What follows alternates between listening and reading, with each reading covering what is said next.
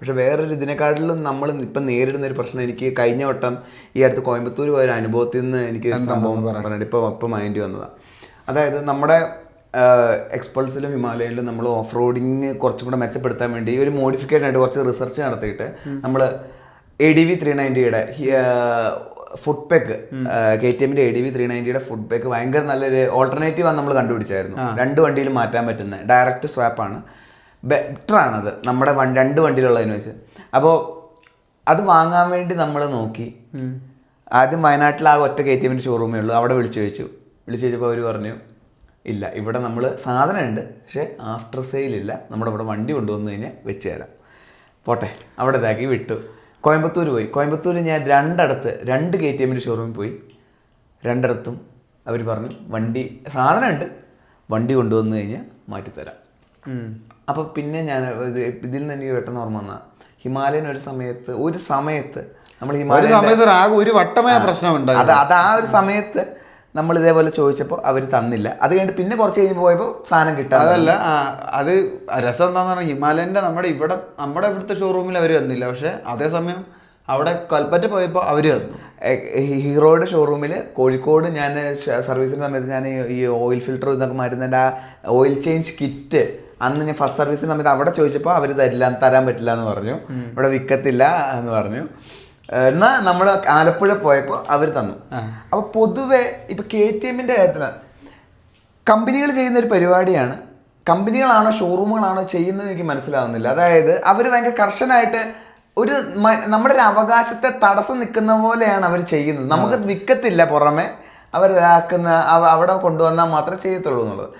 അപ്പോൾ ഇതൊരു ശരിയായ നിലപാടാണോ? ഇതാണ് എൻ്റെ. ഞാൻ ഇതിനെപ്പറ്റി അന്ന് നമ്മൾ സ്പാർക്ക് പ്ലഗിൻ്റെ കാര്യം പറഞ്ഞപ്പോൾ ഇതെന്ന് പറഞ്ഞാൽ നമ്മുടെ റൈറ്റ് ടു റിപ്പയർ ഇതിന് തടസ്സം നിൽക്കുകയാണ്. എനിക്ക് തോന്നുന്നത് അവരിത് ചെയ്യുന്നത് ഞാൻ ആലോചിച്ചപ്പോൾ അവർക്ക് അവിടെ സർവീസ് ചാർജ് വാങ്ങാൻ പറ്റും. അപ്പോൾ അവരുടെ കമ്പനി വർക്ക്ഷോപ്പിന്റെ ഒരു നിലനിൽപ്പിന് അവിടെ ഉള്ള ചിലപ്പോൾ എനിക്ക് ഒന്നാമത്തെ കാര്യം ഈ നമ്മൾ സർവീസ് സെന്ററുകൾ എന്ന് പറഞ്ഞാൽ ഇത് KTMന്റെ ഡയറക്റ്റ് അവർ ഷോ നടത്തുന്നില്ല, വേറെ ആൾക്കാർ പൈസ മുടക്കി അവരൊന്ന് ഫ്രാഞ്ചൈസി എടുത്ത് ചെയ്യുന്നതാണല്ലോ സംഭവം. അപ്പം അവരെ സംബന്ധിച്ച് നോക്കുമ്പോൾ ഇത് കൊടുത്തു കഴിഞ്ഞാൽ നഷ്ടം. ഇവർക്ക് ചിലപ്പോൾ ഈ പാർട്സിൽ കിട്ടുന്ന ചെറിയ ലാഭമായിരിക്കും ഉണ്ടാകുന്നത്. പക്ഷേ നന്നാക്കി കൊടുത്തു കഴിഞ്ഞാൽ ലേബർ ആഡ് ചെയ്യാൻ പറ്റും. അപ്പോൾ അവർക്ക് അവരുടെ കണ്ണിൽ നോക്കുമ്പോൾ അത് ശരിയാണ്.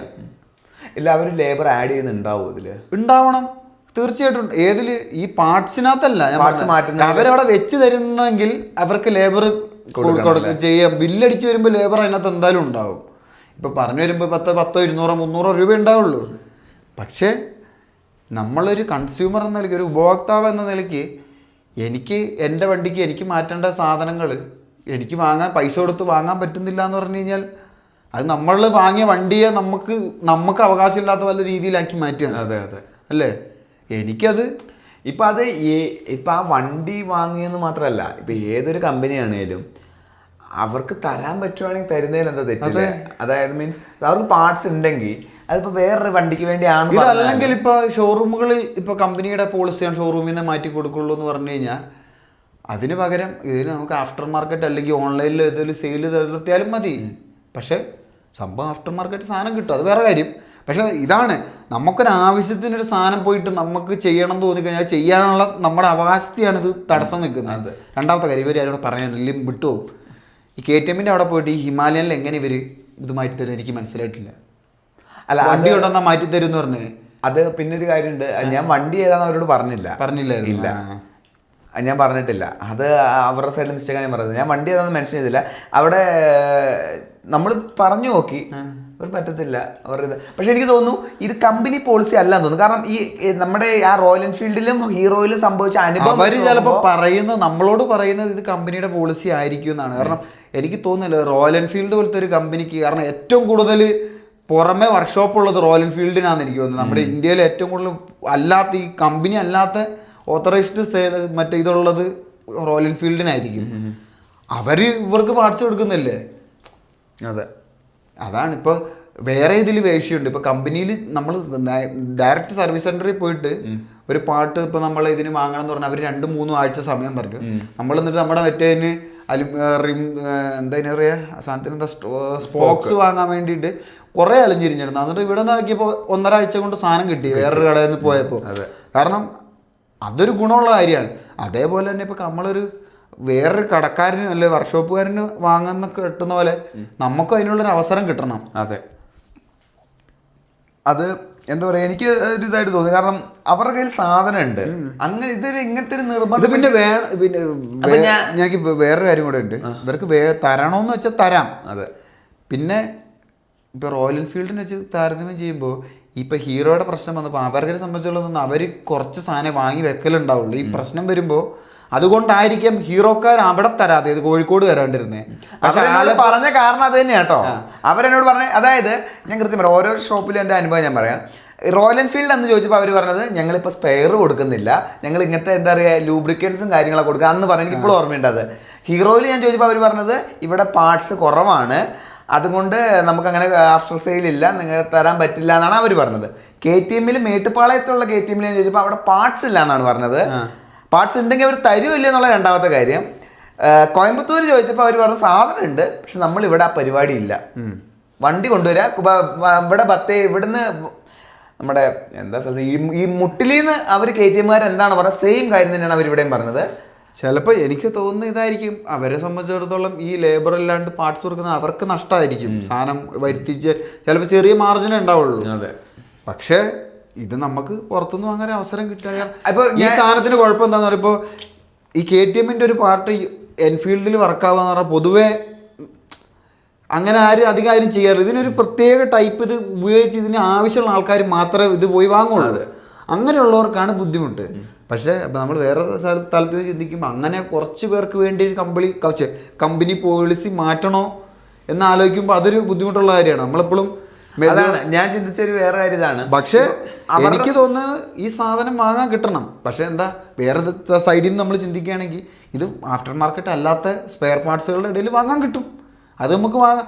പക്ഷേ എനിക്കിപ്പോൾ അത് വാങ്ങാൻ പെട്ടെന്ന് ഇവിടെ ഒരു കമ്പനി ഉണ്ട്, അവിടെ നിന്ന് വാങ്ങാൻ അതെനിക്ക് അവർ തരുന്നില്ല എന്ന് പറയുന്നതിൽ പ്രത്യേകിച്ച് വലിയൊരു അർത്ഥം ഉണ്ടെന്ന് എനിക്ക് തോന്നുന്നില്ല. അതിൽ വലിയൊരു ന്യായീകരണം ഉണ്ടെന്ന് എനിക്ക് തോന്നുന്നില്ല. അത് ഫുഡ് പെക്ക് പോലത്തെ ചെറിയൊരു സാധനത്തിന് വരെ അത്രയൊരു നിർബന്ധം പിടിക്കാൻ എന്തായാലും ഇവർ പൈസ ഇട്ടിട്ട് മാർക്കറ്റ് വിലയിൽ തന്നെയാണ്. അവിടെ ചോദിച്ചപ്പോഴും 900, ഇവിടെ ചോദിച്ചപ്പോൾ 900 തന്നെയാണ്.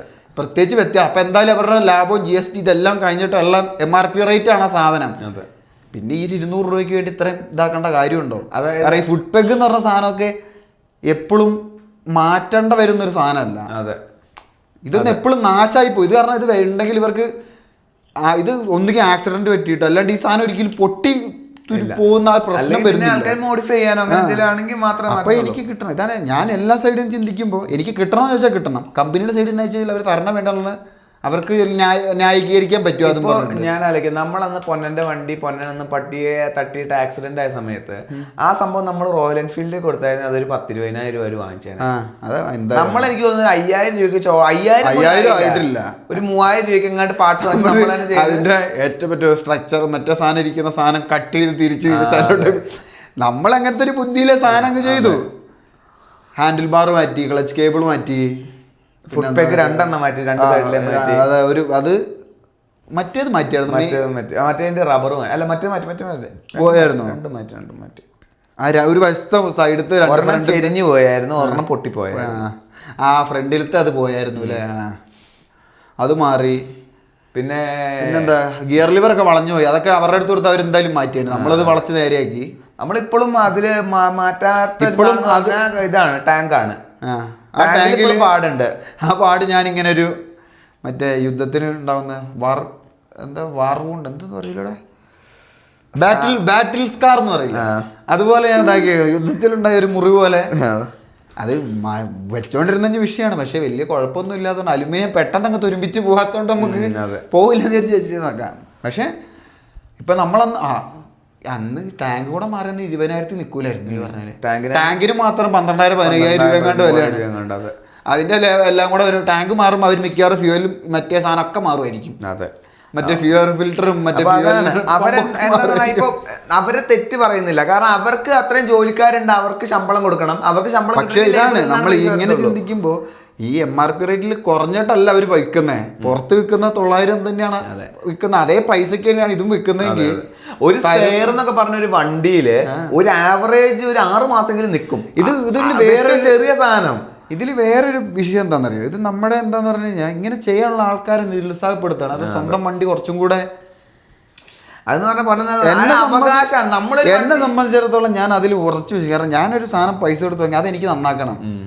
എനിക്കത് തുറന്ന് അതിൻ്റെ സാധനങ്ങൾ മാറ്റാൻ പറയണം. ഇപ്പം നമ്മളിപ്പോൾ ഈ ആപ്പിളുകാർ ഈ ഫോണുകാർ ചെയ്യുന്ന പോലെ പണ്ട് നമുക്ക് ബാറ്ററി ഒക്കെ മാറ്റി പുറകെ തുറന്ന് ബാറ്ററി മാറ്റി ഇതാകും. ഇവർ വാട്ടർ പ്രൂഫിങ് അത് ഇതെന്ന് പറഞ്ഞിട്ട് ഇത് മാറ്റി എത്ര പേര് മഴയത്ത് ഫോൺ എടുക്കുന്നുണ്ട്. ഇത് നമുക്ക് ഒരു ബാറ്ററിക്ക് ഒരു പ്രശ്നം വന്നു കഴിഞ്ഞാൽ നമുക്കൊരു ഒരു സാധനം വാങ്ങി ഇടാൻ പറ്റുകയെന്ന് പറഞ്ഞാൽ അത് നമുക്ക് ആ സാധനത്തിനെ നിലനിർത്താൻ പറ്റും കുറച്ച് കാലം. ഇതെന്താ സംഭവിക്കുന്നത്, നമ്മളൊരു സാധനം വാങ്ങിക്കഴിഞ്ഞാൽ ഇത് നമുക്ക് അധികം കാലം ഉപയോഗിക്കാൻ പറ്റില്ല. ഐഫോണൊക്കെ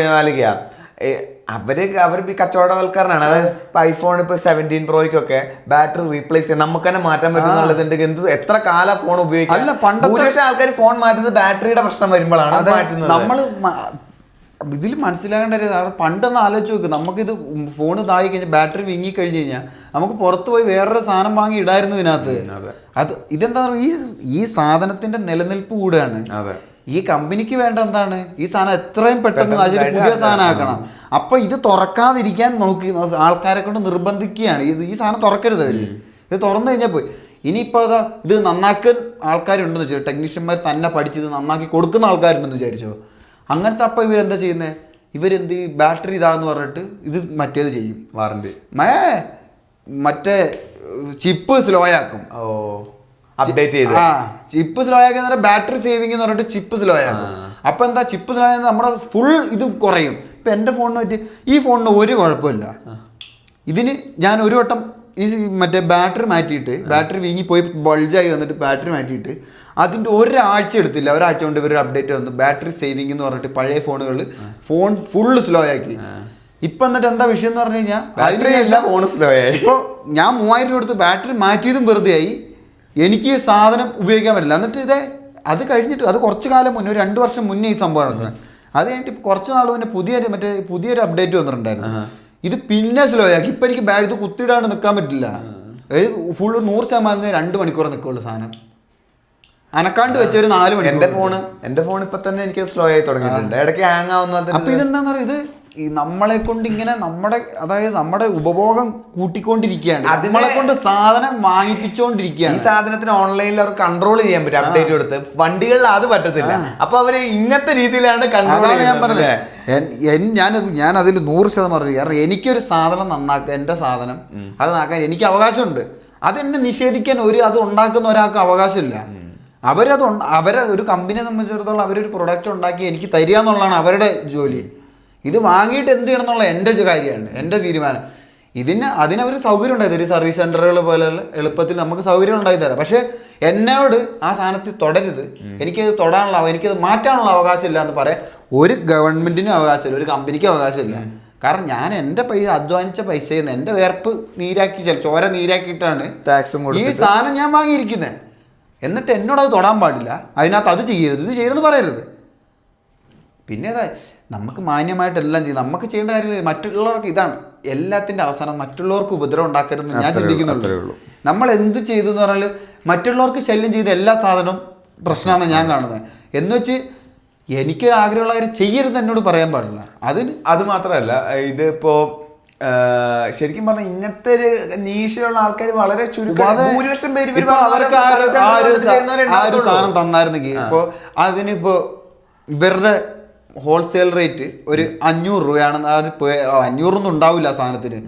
ഒരു 500 രൂപയാന്ന് വിചാരിക്കുക, നമ്മൾ 2 എണ്ണം വാങ്ങിയാന്. അവരതാണെങ്കിൽ അവര് ഫുഡ് പേക്കും 2 കൂടി ആയിട്ട് റബ്ബർ അടക്കം കൊടുക്കും സെറ്റായിട്ട്.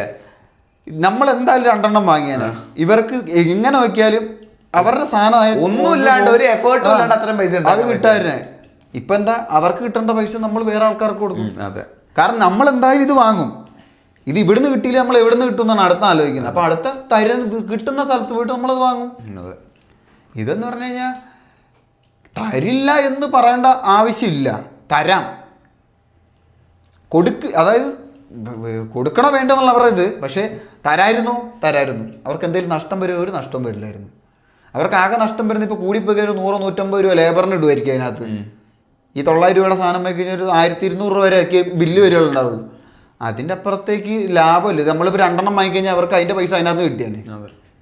കാരണം ഈ സാധനം കൊണ്ട് ഇപ്പം ഞാൻ എന്താ പറയുക, ഇപ്പോ നമ്മൾ വേറെ ചെയ്യാൻ പോകുന്നില്ലല്ലോ. ഇത് നമ്മൾ ഓയിൽ ഫിൽറ്റർ മാറ്റുന്നത് ഇടയ്ക്കിടയ്ക്ക് മാറ്റേണ്ട കാര്യമില്ല. ഇത് ഒരെണ്ണം വാങ്ങിക്കഴിഞ്ഞാൽ അവിടെ ഇരുന്നോളൂ. ഇത് അല്ലാതെ അങ്ങനെ വരുന്ന ആക്സിഡന്റ് കേസ് അങ്ങനത്തെ സിവിയർ ആയിട്ട് വരുമ്പോഴൊക്കെ ഈ ഫുഡ് പാക്ക് പൊട്ടിപ്പോയുള്ളൂ. അതെ, അങ്ങനെ സംഭവിക്കുന്ന എന്തോ സംഭവിക്കുന്നത്. കാരണം ഈ KTM വണ്ടികളുടെ എണ്ണം കുറവാണ്. അപ്പൊ എത്ര എണ്ണം സംഭവിക്കുന്നുണ്ട്. ഇത് തന്നു എന്ന് വെച്ച് നമുക്ക് നഷ്ടം വരുന്നില്ല. ഇവരെന്തായാലും ഓരോ മാസം സ്പെയർ വാങ്ങുന്നുണ്ട്. വരുന്നതിന്റെ കൂട്ടത്തിൽ 2 എണ്ണം കൂടുതൽ എടുത്താൽ തീരാന്ന് പ്രശ്നം ഉണ്ടായിരുന്നുള്ളൂ. പക്ഷെ ഞാൻ അവിടെ സമയമില്ലാത്തതുകൊണ്ട് ഞാൻ അവിടെ വേറൊരു കോയമ്പത്തൂർ ഒരു സ്പെയർ ഷോപ്പിൽ പോയി ചോദിച്ചപ്പോൾ അവർ പറഞ്ഞു നിങ്ങൾ ഓർഡർ കൊടുത്തു കഴിഞ്ഞാൽ 1 ദിവസം കൊണ്ട് എത്തിച്ചേരും. പക്ഷെ നമുക്ക് അവിടെ സമയം ഇല്ലാത്തത് കൊണ്ടായിരുന്നു. ആണല്ലേ, അവർക്ക് വരെ ഒപ്പിക്കാൻ പറ്റുന്നുണ്ട്. അതാണ്, ഷോറൂമാർക്ക് തരാൻ പറ്റത്തില്ല. അവരെ സംബന്ധിച്ചുള്ള അത് സ്പെയർ വിൽക്കാന്നുള്ളതാണ് അവരുടെ ലക്ഷ്യം. അപ്പൊ പിന്നെ അവരെന്തായാലും തന്നിരിക്കും. ഷോറൂമാരുടെ പോലെ അല്ലല്ലോ അവർ പറഞ്ഞതാ. പിന്നെ അതാണ്, നമ്മളെ തരില്ല എന്ന് പറയേണ്ട കാര്യമില്ല. അവിടെ ഒരു പോളിസിയൊക്കെ മാറണം. അതായത് അതിന്റെ ഒരു ആവശ്യമില്ല. ഇപ്പൊ നമ്മൾ ഞാൻ ആലോചിക്കുക റോയൽ എൻഫീൽഡുകാർ ചിന്തിക്കുകയാണ് 440 ഹിമാലയൻ ഇപ്പോൾ സെപ്റ്റംബർ 8 ഇറങ്ങും, റിലീസ് കൺഫേം ആയിട്ടുണ്ട്. അവർ ചിന്തിക്കുകയാണ് ഓക്കെ 411 എക്സിസ്റ്റിംഗ് ഓണേഴ്സിന് നമ്മളൊരു ഇത് കൊടുക്കുകയാണ്, നിങ്ങളുടെ ഇതിന് സ്നേഹത്തിന് 2 ഓപ്ഷൻ അവർ തരികയാണ്. നിങ്ങൾക്ക് വേണമെങ്കിൽ നമ്മൾ ഇവിടുന്ന് ഇത്ര രൂപയ്ക്ക് ഇതിൻ്റെ ഒരു 440 6 സ്പീഡ് കൺവേർഷൻ കമ്പനിന്ന് ചെയ്ത് കൊടുക്കുകയാണെങ്കിൽ ഒന്ന് ആലോചിച്ച് നോക്ക്, അടിപൊളിയായിരിക്കും. എത്ര പേര് ചെയ്യും, എന്തൊരു പൈസ. അതായത് അവര് വണ്ടി വിൽക്കുന്നതൊക്കെ അവർക്ക് ലാഭം. വണ്ടി വാങ്ങണ്ടവൻ വണ്ടി വാങ്ങും. 411 വാങ്ങാത്തവൻ ഒരു അപ്ഗ്രേഡ് 440 വാങ്ങും. എക്സിസ്റ്റിംഗ് ഓണേഴ്സിനാണെങ്കിൽ ഇങ്ങനെ ഓപ്ഷനും കൂടെ കൊടുത്തു കഴിഞ്ഞാൽ എത്ര പേര് പഴയ വണ്ടികളൊക്കെ, പഴയ BS3 ഒക്കെ വണ്ടികളൊക്കെ 6 സ്പീഡൊക്കെ ആക്കിയല്ല അവസ്ഥയായിരിക്കില്ല. ഫുൾ എന്നിട്ട് ഈ ഫ്യൂൽ ഇഞ്ചക്ഷൻ കൺവേർഷൻ ഒക്കെ ചെയ്തിട്ട് അതെന്തായാലും ചെയ്തിട്ട് കമ്പനിന്ന് ചെയ്ത് കൊടുക്കുക. അല്ല, കമ്പനിയിൽ കസ്റ്റം ചെയ്ത് കൊടുക്കുക സാധനം. എത്ര പേര് എന്ത് അടിപൊളിയായിരിക്കും അതൊക്കെ. പറയാനുണ്ടോ? അത് ഇവർ ചെയ്യാത്തത് കൊണ്ടാണ് നമ്മുടെ തേർഡ് പാർട്ടി മെക്കാനിക്കുകൾ ഇങ്ങനത്തെ ഇത് DIY പോലെ അവർ ചെയ്തിട്ട് ഇത് ഇറക്കുന്നത്. അതുകൊണ്ടെന്താ അവർക്ക് ഇതുണ്ട്, കച്ചവടമുണ്ട്. ഇതും എന്താ പറയാ, നമുക്കൊരു കസ്റ്റമേഴ്സിനെ പിടിച്ചെടുത്ത് ഞാൻ KTM അങ്ങനത്തെ ഒരു ആഫ്റ്റർ സെയിൽ സർവീസ് ഉണ്ടായിരുന്നെങ്കിൽ, അതായത് നമ്മൾ സ്പെയർ ചോദിച്ചാൽ ഏത് സ്പെയർ ചോദിച്ചാലും കിട്ടുന്നൊരിതുണ്ടെങ്കിൽ നമ്മളാ കമ്പനിയുടെ നമുക്കൊരു വിശ്വാസം ഉണ്ടാകും. നമ്മുടെ വണ്ടിക്ക് എന്തെങ്കിലും പറ്റിയത് കിട്ടും. റോയൽ എൻഫീൽഡിന് നമുക്ക് എന്തോടെ എത്ര വിശ്വാസം, അതിന്റെ സ്പെയർ എവിടെ പോയാലും കിട്ടും. അതെ, അന്വേഷിച്ച് കഴിഞ്ഞാൽ കിട്ടും, ആ സാധനം കിട്ടും. ഇപ്പൊ ഹീറോയിൽ ആൾക്കാർക്ക് വിശ്വാസം പോയി, കാരണം എക്സ്പൾസ് എടുത്തിട്ട് പാർട്സ് ഇല്ല. കമ്പനിയുടെ ഭാഗത്ത് നിന്ന് അനാസ്ഥയാണ്. ഇത് ഒരു സാധനം ഉണ്ടാക്കി വിട്ടാൽ പോരാ, ഈ സാധനത്തെ ഇതെങ്ങനെ ആൾക്കാർക്ക് ലോങ് ടേമിൽ അവർക്ക് ഉപയോഗപ്പെടുന്നുള്ള കാര്യമാണ് മനസ്സിലാക്കുക. ഒരു സാധനം ഉണ്ടാക്കി മാസം വണ്ടികൾ പുതിയ ഇറക്കി വിട്ടിട്ട് കാര്യമില്ല. ഈ സാധനം നിലനിർത്തുന്നു പോകണം. ഈ ഒരൊറ്റ കാരണം ഈ ബുള്ളറ്റ് എന്ന് പറഞ്ഞ സാധനത്തിനെക്കാളും നിൽക്കുന്നതിന് കാരണം അതാ, ഇതിന് ആൾക്കാർക്ക് അതായത് സാധനം കിട്ടാനുണ്ട്. ആ വണ്ടി ഇത്രയും കാലം, അത് ഇറങ്ങിയ കാലം തൊട്ട് ഇപ്പോഴും അതേ രൂപത്തിൽ വലിയ ഭാവവ്യത്യാസങ്ങളൊന്നും ഇല്ലാണ്ട് നിന്ന് പോകുന്നതിന് കാരണം ഇതാണ്. ഇപ്പോഴാണ് കുറച്ച് കാലം മുന്നെയാണ് ചെറിയ മറ്റേ എഞ്ചിൻ മാറി പുതിയൊരു മോഡലായി മാറിയത്. എന്ന് വെച്ചാൽ അതിൻ്റെ രൂപത്തിന് സാധ്യത ആൾക്കാർ പിന്നെയും വാങ്ങും. കാരണം എന്താ, ആ ബ്രാൻഡിനോടുള്ളൊരു വിശ്വാസമാണ്. കാരണം ഇത് പോയി കഴിഞ്ഞാൽ നന്നാക്കാൻ ആൾക്കാരുണ്ടെന്ന് അറിയാം. ഇപ്പോഴത്തെ എഞ്ചിൻ എങ്ങനെയാണെന്ന് എനിക്കറിയത്തില്ല, പക്ഷെ പറ്റുമായിരിക്കും. അതായത് ഇപ്പം ഈ 2 രീതിയിൽ നമുക്ക് ചിന്തിക്കാം. ഒരു ബിസിനസ് എന്ന നിലയിൽ അവർ ലാഭമാണ് നോക്കുന്നത്. അപ്പോൾ ലാഭം നോക്കണമെങ്കിൽ ഏറ്റവും കൂടുതൽ അവരുടെ കൺട്രോളിൽ വേണം കാര്യങ്ങൾ, എന്നാലേ അവർക്ക് മാക്സിമം ക്യാഷ് ഔട്ട് ചെയ്യാൻ പറ്റത്തുള്ളൂ. പക്ഷേ രണ്ടാമത്തെ രീതി എന്ന് പറഞ്ഞു കഴിഞ്ഞാൽ ഇവർ ക്യാഷ് ചെയ്യണമെങ്കിൽ കസ്റ്റമേഴ്സ് വേണം. അപ്പോൾ കസ്റ്റമർ കിങ് ആണെന്നാണ് നമ്മുടെ ബിസിനസ്സുകൾ നമ്മൾ പഠിക്കുന്നത്. അപ്പോൾ കസ്റ്റമറിന് വേണ്ട സൗകര്യങ്ങൾ ഒരുക്കി കൊടുക്കുകയല്ലേ ചെയ്യേണ്ടതെന്നും ചിന്തിക്കാം. ഇപ്പോൾ സത്യം പറഞ്ഞാൽ അങ്ങനെയല്ല, കസ്റ്റമർ കിങ് എന്നല്ല ഇപ്പോഴത്തെ അവസ്ഥ. കമ്പനി ഇപ്പം അങ്ങനെയല്ല. അതായത് ഈ സാധനം എത്രയും പെട്ടെന്ന് നാശാക്കുക, എത്രയും പെട്ടെന്ന് നാശാക്കിയിട്ട് ആൾക്കാരെ കൊണ്ട് പുതിയ സാധനം വാങ്ങിക്കുക. അതിനൊരു വാക്കുണ്ടായിരുന്നു, ഇതൊരു പേരുണ്ടായിരുന്നു, അയ്യോ. അതായത് നമ്മളെപ്പോഴും പറഞ്ഞില്ല, പണ്ടത്തെ സാധനത്തിന് ഏറ്റവും നല്ല ക്വാളിറ്റി കൂടുതലായിരുന്നു. ഇപ്പം നമ്മളൊരു ബൾബ് വാങ്ങിക്കഴിഞ്ഞാൽ പെട്ടെന്ന് 1 വർഷം കൊണ്ട് ഇതായി പോകും. അല്ലെ ഇപ്പോൾ ഒരു 2-3 വർഷം കൊണ്ട് ലൈറ്റിൻ്റെ പവർ കുറയാൻ തുടങ്ങും. അതിനെന്തോ ഒരു പേര് പറയായിരുന്നു, എന്തോ അതിൻ്റെ പേര് കിട്ടുന്നില്ല. ഒരു വാക്കുണ്ട്. ആ സാധനം എന്താണെന്ന് പറഞ്ഞു കഴിഞ്ഞാൽ ആൾക്കാരെ കൊണ്ട് ഇത് കമ്പനി ഇത് മനഃപൂർവ്വം ഇതിനെ ഏറ്റവും കുറച്ച് ആൾക്കാർക്ക് കുറച്ച് ഇതാക്കാൻ പറ്റില്ല. എന്നിട്ട് എന്താ പറയുക, ഇവർക്ക് കൂടുതൽ സാധനം വെക്കണം. പിന്നെ ഇതാണ് ബജറ്റ് ഓറിയന്റഡ് മാർക്കറ്റ് ആവുമ്പോൾ എന്താ ബജറ്റിലാക്കാൻ വേണ്ടി ഇവര് ക്വാളിറ്റി കുറയ്ക്കും. നമ്മളിപ്പോൾ ആലോചിച്ച് നോക്കുക, നമ്മളൊരു പ്രീമിയം ഒരു എമൗണ്ട് കൊടുത്തൊരു സാധനം എടുക്കുകയാണെങ്കിൽ അതിനൊരു പ്രീമിയം ക്വാളിറ്റി ഉണ്ടാവും. ഇപ്പോൾ ആൾക്കാർ പറഞ്ഞു കേട്ടിട്ടുണ്ട് ഈ ഇതിൻ്റെ 450 ഹിമാലയൻ 450 ഏകദേശം അതിന്റെ അത്ര തന്നെ റേറ്റ് വരും മറ്റേ ഇതിന് സ്ക്രാംബ്ലർ എക്സിന് ട്രയംഫിന്റെ. ആനയും ആടും തമ്മിലുള്ള വ്യത്യാസം എന്ന് പറഞ്ഞാൽ ക്വാളിറ്റിയിൽ, എല്ലാത്തിന്റെ ക്വാളിറ്റി, വയറിങ്, അതിന്റെ വയറിങ്ങിന്റെ റൗട്ടും വെൽഡിങ്ങിന്റെ ഇതും വണ്ടിയുടെ പെയിന്റ് ജോബ് എല്ലാം. അതെന്താന്ന് പറഞ്ഞു കഴിഞ്ഞാൽ എന്താണെന്നറിയോ, പ്ലാന്റ് ഒബ്സലസൻസ്, അതാണ് പ്ലാന്റ് ഒബ്സലസൻസ്. അതാണ് അതായത് പ്ലാൻ ചെയ്ത് ഈ സാധനത്തെ ചീത്തയായിട്ട് ഉണ്ടാക്കുകയാണ്, നല്ലതെന്ന് തോന്നിച്ചിട്ട് അതായത് സാധനം കുറയ്ക്കുക. അതുകൊണ്ടാണ് ഇതിന് ഉദാഹരണം പറയാനായിട്ട് എന്താ അറിയോ, നമ്മുടെ ഇതേ ബൾബിന്റെ ഒരു ഉദാഹരണം ഉണ്ട്. നമ്മുടെ ടൂത്ത് പേസ്റ്റ് പെട്ടെന്ന് തീർന്നു പോകുന്നതിന് കാരണം അവരതിന്റെ ഓട്ട വലുതാക്കുന്നത്. അത് കാരണം ഇത് പെട്ടെന്ന് ഉപയോഗിച്ച് തീർക്കണം, എന്നാലേ പുതിയ സാധനം വാങ്ങിപ്പിക്കാൻ പറ്റില്ല. അങ്ങനെ നമ്മളറിയാതെ നമ്മളെ കൊണ്ട് സാധനം വാങ്ങിപ്പിക്കുകയാണ്. ആ ഈ ഒരൊറ്റ കാരണം ആലോചിച്ച് നോക്ക്, ഈ സാധനം എല്ലാം ഫൈബറാക്കി. പിന്നെ ഈ അതായത് ഫൈബർ ആക്കിയത് അതുകൊണ്ടായിരിക്കും, അത് എളുപ്പത്തിൽ റീപ്ലേസ് ചെയ്യാൻ പറ്റാൻ വേണ്ടി അത് ഒരു കാരണം അതാണ്. പക്ഷെ നീ ആലോചിച്ച് നോക്ക്, സാധനത്തിന്റെ എല്ലാം ക്വാളിറ്റി കുറഞ്ഞു, അത് കുറഞ്ഞു. നമുക്ക് പണ്ടത്തെ നമ്മുടെ ആക്റ്റീവയുടെ ആ മെറ്റൽ ബോഡിയിൽ കാണുന്നൊരു ഇതും അതിപ്പോൾ അത്രയും ചെളി പിടിച്ച് തുരുമ്പിച്ചിരിക്കുക എന്ന് പറഞ്ഞാൽ ഈ ഇത് കാണുന്നത് ഇത് പുതിയത് ഇറക്കുന്ന രണ്ടും വ്യത്യാസമുണ്ട്. ആ വ്യത്യാസം എന്താണ്, ഈ അതിൽ ഉപയോഗിച്ച മെറ്റീരിയലിന്റെ ഗുണമാണ്.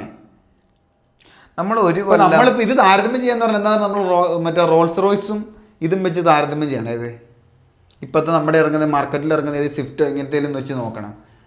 അതെന്ന് പറഞ്ഞാൽ പണ്ടിറങ്ങുന്ന വണ്ടികൾ അങ്ങനെയായിരുന്നു. അതാണ് അംബാസിഡറൊക്കെ അതിൻ്റെ ഗുണം അതായിരുന്നു. ആ വണ്ടി എന്ന് പറഞ്ഞാൽ അന്ന് കൊന്നാതെ ആൾക്കാർ പറയുമ്പോൾ നല്ല സാധനമായിട്ട് ഇറക്കുക, നല്ല മെറ്റീരിയൽ ഉപയോഗിച്ച് സാധനം ഇറക്കി വിടുമായിരുന്നു.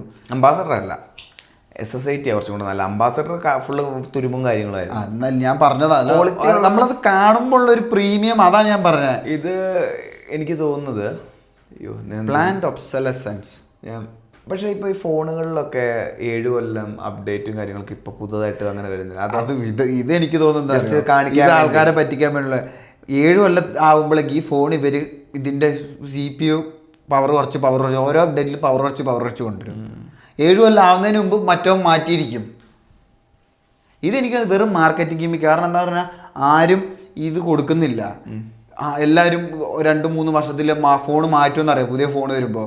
അപ്പോൾ എന്താ 7 വർഷം എന്ന് പറഞ്ഞാൽ ഇത് മാർക്കറ്റ് ചെയ്യാൻ വേണ്ടിയിട്ടുള്ളൊരു സാധനം. 7 വർഷത്തിൽ ഇതുണ്ടെന്ന് പറഞ്ഞിട്ട് ഈ സാധനം വാങ്ങിപ്പിക്കാനുള്ള ഇതാണെന്ന് എനിക്ക് തോന്നുന്നത്. പിന്നെ കുറച്ച് കഴിയുമ്പോൾ ഫോൺ എന്തായാലും ഇപ്പോൾ 7 കൊല്ലം എന്ന് പറഞ്ഞ് വാങ്ങുന്നവൻ അടുത്ത വട്ടം മറ്റോ നല്ലൊരു പുതിയ ഫോൺ കാണുമ്പോൾ അതിൻ്റെ പുറത്തേക്ക് ചാടും. ഒരു സാധനം വാങ്ങി അതിനെ മൊത്തത്തിൽ എങ്ങനെ ഉപയോഗിക്കാമെന്നല്ല നമ്മൾ നോക്കുന്നത്. നമ്മൾ അതിനെ എത്രയും പെട്ടെന്ന്, അതായത് എനിക്ക് തോന്നുന്നത് നമ്മുടെ ഈ കൺസ്യൂമറിസം കൂടിയതിന് ശേഷം ഈ കമ്പനികൾ നമ്മളെ സത്യം പറഞ്ഞാൽ നമ്മൾ മാനസികമായിട്ട് തിരിച്ചു വെച്ചു. അതായത് നമുക്ക് പുതിയ സാധനം ഇല്ലെങ്കിൽ സമൂഹത്തിൽ വിലയില്ല എന്നുള്ള രീതിയിൽ എന്നിട്ട് നമ്മൾ ഇതൊരു സ്റ്റാറ്റസ് സിമ്പൽ എന്നുള്ള രീതിയിലേക്ക് മാറ്റിയിട്ട് ആൾക്കാരെ കൊണ്ട് കട എടുത്ത് സാധനം വാങ്ങിപ്പിക്കുക എന്നുള്ള ലക്ഷ്യമാണ് ഇവരുടെ. സ്റ്റാറ്റസ് എന്നുള്ളതിനേക്കാൾ ഉപരി എനിക്ക് തോന്നുന്നു ആ ഒരു ഫിയർ, പേടിയാണ്. അത് ഇല്ല എന്നുള്ള ഒരു ഇല്ലെങ്കിൽ അതന്നെ, അതാ സ്റ്റാറ്റസിന്റെ ഭാഗമാണുള്ളത്. ശരിയാ. അപ്പോൾ കമ്പനികൾ നമ്മളെ കൊണ്ട് ഈ സാധനങ്ങൾ വാങ്ങിപ്പിക്കും. നമുക്കിത് ആവശ്യമുണ്ടോ, പലരും പലതും വാങ്ങാൻ അവർക്ക് ആവശ്യമുണ്ടോ അറിഞ്ഞിട്ടില്ല. അതെ, ജസ്റ്റ് എല്ലാവരുടെ കയ്യിലും. കാരണം ഇങ്ങനെ ചെയ്യുമ്പോൾ നമുക്ക് ഇതാണ് ഈ ഇതിലൂടെ നഷ്ടപ്പെട്ടു പോയതാണ് നമ്മുടെ മറ്റേ ഇത് റൈറ്റ് ടു റിപ്പയർ എന്നുള്ള ഒരു അവകാശം.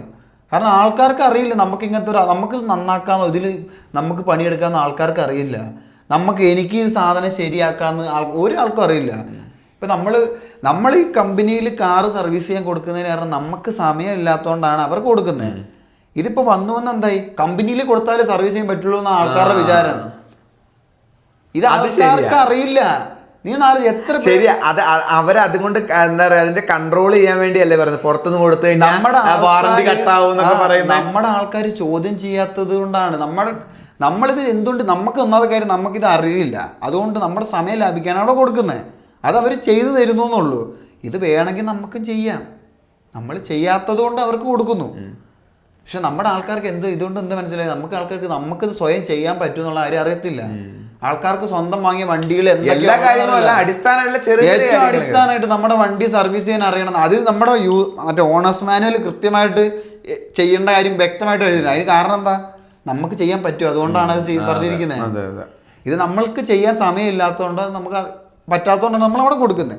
അപ്പം ഇതെന്താ, വന്ന് അവിടെ കൊടുത്താൽ മാത്രമേ ഇത് നടക്കൂ. ശരിക്കും പറഞ്ഞാൽ ബേസിക് മെയിൻ്റനൻസ് ഓണേഴ്സ് ചെയ്തും പിന്നെ ഹെവി ഇത് മാത്രം വർക്ക്ഷോപ്പിലും ആണെങ്കിൽ എന്ത് അടിപൊളിയായിരിക്കും അല്ലേ? പക്ഷെ പൊന്നം പറഞ്ഞ പോലെ നമ്മുടെ ലോകം മുമ്പോട്ട് ഫാസ്റ്റ് ആയിട്ട് ഓടുന്നതുകൊണ്ട് ലൈഫ് സ്റ്റൈൽ മാറി, സമയം എല്ലാവർക്കും ചെയ്യാൻ, അതുകൊണ്ട് എല്ലാവരും ഇതൊരു ലക്ഷറി പോലെ അവിടെ കൊടുക്കുന്നു. അത്രേ ഉള്ളൂ. അപ്പൊ വന്നു നമ്മുടെ അത് നഷ്ടപ്പെടും. ആൾക്കാർക്ക് അറിയില്ല അങ്ങനെ ചെയ്യാൻ പറ്റുമെന്ന്. ഇത് ഇതേപോലെ നമ്മുടെ ഈ നമുക്ക് അമിതമായിട്ടൊരു ഓരോ ഗവൺമെന്റുകളോടുള്ള ഗവർണിംഗ് ബോഡികളോടുള്ള ഒരു ഇതുണ്ടല്ലോ, ഇഷ്ടമല്ല. നമ്മുടെ വിചാരം എന്ന് പറഞ്ഞു കഴിഞ്ഞാൽ അവരാണ് എല്ലാം ചെയ്യുന്നതെന്നാണ്.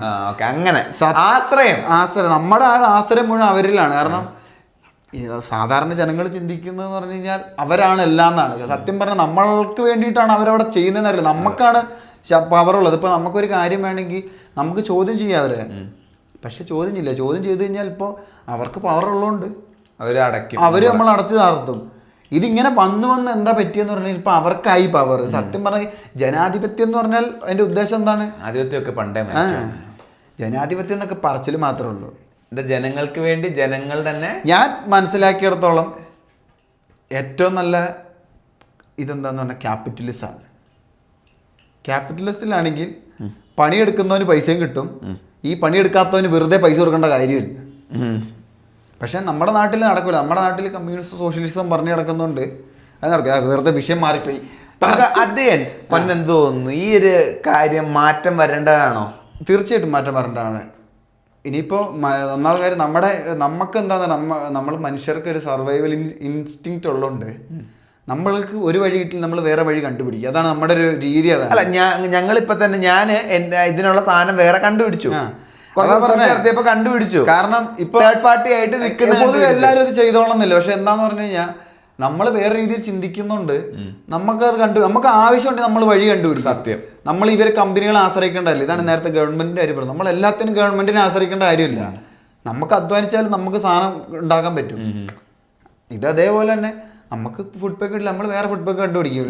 കിട്ടുന്ന ആൾക്കാർ നമുക്ക് അന്വേഷിച്ച് കിട്ടാവുന്ന കാര്യമുള്ളൂ, അന്വേഷിച്ച് കണ്ടുപിടിക്കാൻ. ഇതിന്റെ പാർട്ട് നമ്പർ ഏതാ ഇത് നോക്കിയിട്ട് നമുക്ക് ഓൺലൈനിൽ നോക്കിയിട്ട്, അല്ലെങ്കിൽ ഏതെങ്കിലും കടയിൽ പാർട്സ് വരുത്തുന്ന കടയിൽ കൊടുത്താൽ അവർ വരുത്തിച്ച് തരിക പാർട്ട് നമ്പർ കൊടുത്ത്. കാരണം ഇതിൻ്റെയൊക്കെ പാർട്ട് നമ്പർ എല്ലായിടത്തും ഓൺലൈനിൽ എല്ലായിടത്തും ഉണ്ടാകും.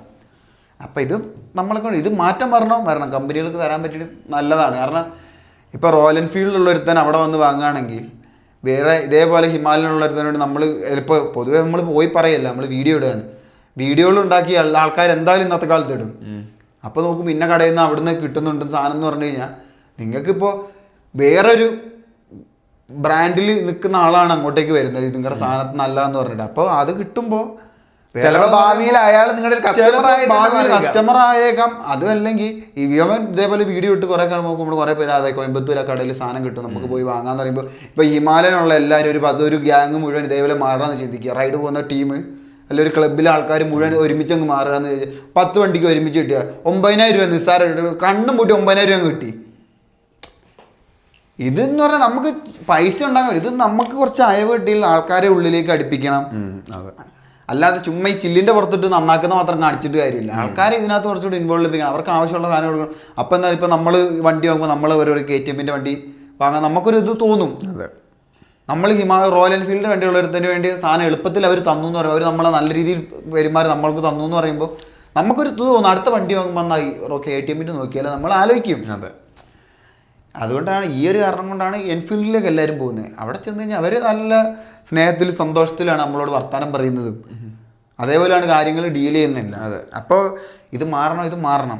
തീർച്ചയായിട്ടും ഇത് മാറ്റം വരേണ്ടതാണ്. ഇത് മാറ്റം വന്നില്ലെങ്കിൽ നമ്മുടെ ഈ ഒരു അവകാശം നഷ്ടപ്പെട്ടു. ഇത് കുറച്ച് കഴിയുമ്പോൾ നമുക്ക് ഇങ്ങനത്തെ ഒരു അവകാശം ഉണ്ടെന്നുള്ളതായിരുന്നു തന്നെ ആൾക്കാർക്ക് അറിയാണ്ട് പോകും. മാറ്റം വരട്ടെ. അപ്പോൾ ഇന്നത്തെ അത്രേ ഉള്ളൂ.